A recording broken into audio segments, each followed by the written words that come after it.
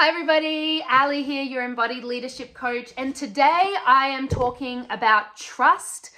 It's come up in quite a few conversations I've had with clients and my group coaching, and I've really wanted to break it down and actually introduce a framework from my idol, Brené Brown, called the Braving Trust framework.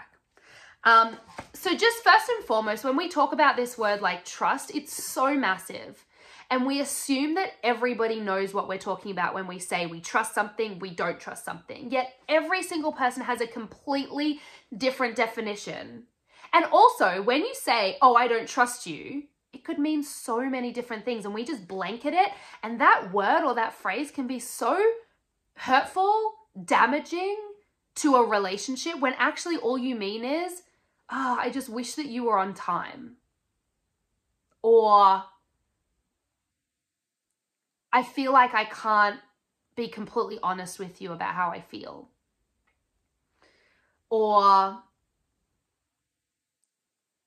I know that you tell other people about private things that I share with you, and that makes me feel like sad. Do you know what I mean? And then it can also be in the reverse as well, is that when we don't trust ourselves, that's a huge statement. So what would it mean to say, well, actually, the reason why I don't trust myself in this situation is because I didn't set clear boundaries and I just allowed someone to overstep.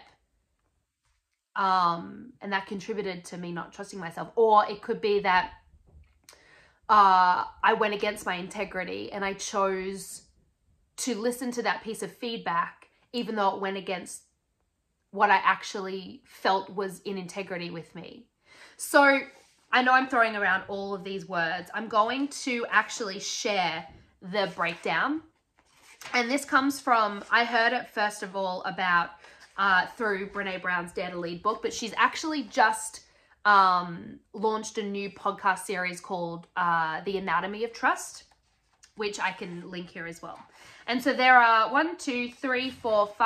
7 points of this trust breakdown, and it's through the acronym BRAVING. So Braving Trust, and so it's an acronym. The B stands for boundaries. So you respect my boundaries, and when you're not clear about what's not okay and not okay, what is okay and what's not okay, you ask. You're willing to say no. So this could be that someone disrespects your boundaries, but maybe it's also because you didn't set them. Both can contribute to a lack of trust. Reliability is the R. You'll do what you say you'll do. At work, this means staying aware of your competencies and limitations so you don't overpromise and are able to deliver on commitments and balance competing priorities. So, for instance, in a dance teaching capacity, maybe you have small kids in your classes and you say, next week we're going to play a game. And the next week comes and you don't play a game. Do you think that's contributing to building trust with your students? It may not, because you're not reliable. You don't say what you're going to do. It's also if you make a commitment to yourself to take Fridays off, and then it gets to the last Friday of the month and you still have worked every Friday. Do you think you're creating trust within yourself? The next one is accountability. You own your mistakes, apologize, and make amends. You know, if you have a boss that never takes accountability, never apologizes, do you think you're going to trust them? Vice versa. If you're in a relationship and every time you make a mistake, you get defensive and you put it back on the other person, do you think that's building trust? Vault. So you don't share information or experiences that are not yours to share. I need to know that my confidences are kept and that you're not sharing with me any information about other people that should be confidential. This goes two ways. It's being able to hold someone's secret information and private information, but also if someone comes to you and shares personal information about someone else that you know inside was not supposed to be shared, how are you ever able to trust that person? If I'm being really vulnerable, this is the one that I have the most difficulty with. Sometimes I can share information that's not mine to share as a way of creating like pseudo alliances, of trying to build fake trust because gossiping is something that I was modeled. And it was a way that I saw people around me, like the people that, you know, I was connected to, build trust with their relationships. And I've come to realize that it's not. And I get to hold someone else accountable or stay in integrity with myself when someone shares information with me about someone else. I really get to choose courage over comfort and say, you know what, like that, I don't really want to be hearing that kind of information. It doesn't sound like it's something that they'd want me to know. And then that's going to impact my ability to trust that person. This is also applicable. Like I really get to work on, and I have been working on, holding people's personal information in a vault. Once again, sometimes I share that information for validation for myself, and it's not okay. And so it's something I'm really working on. The next one is integrity. So you choose courage over comfort. You choose what is right over what's fun, fast, or easy, and you choose to practice your values rather than simply professing them. So in a dance teacher capacity, I spoke about this a little while ago.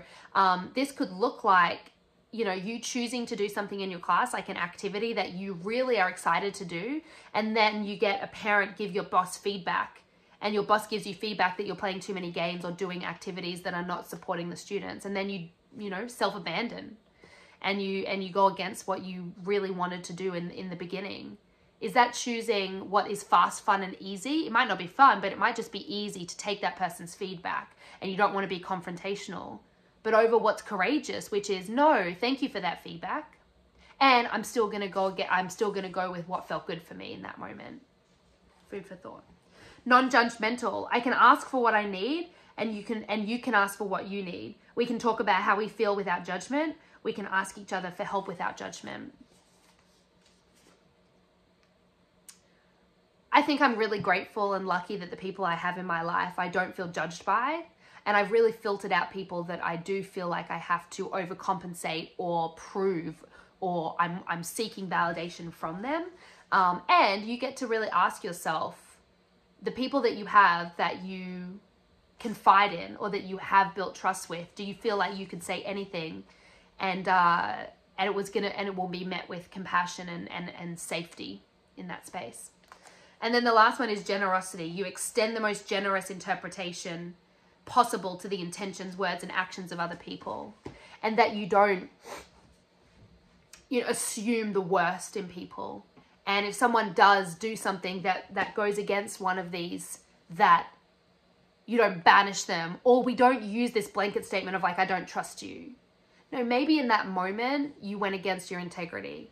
Maybe in that moment you weren't reliable.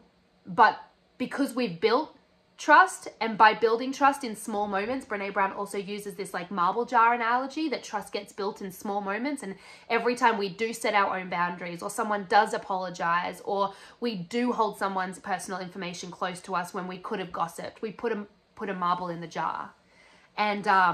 And maybe when we've got a marble jar full of marbles, and one person doesn't acknowledge one time, it doesn't mean that they've broken our trust. It just means one of those marbles have come out of that trust marble jar.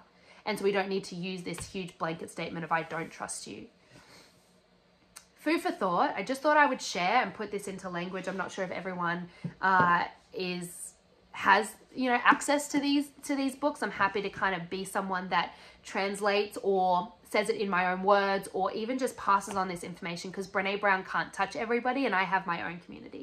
So I'm going to stop here.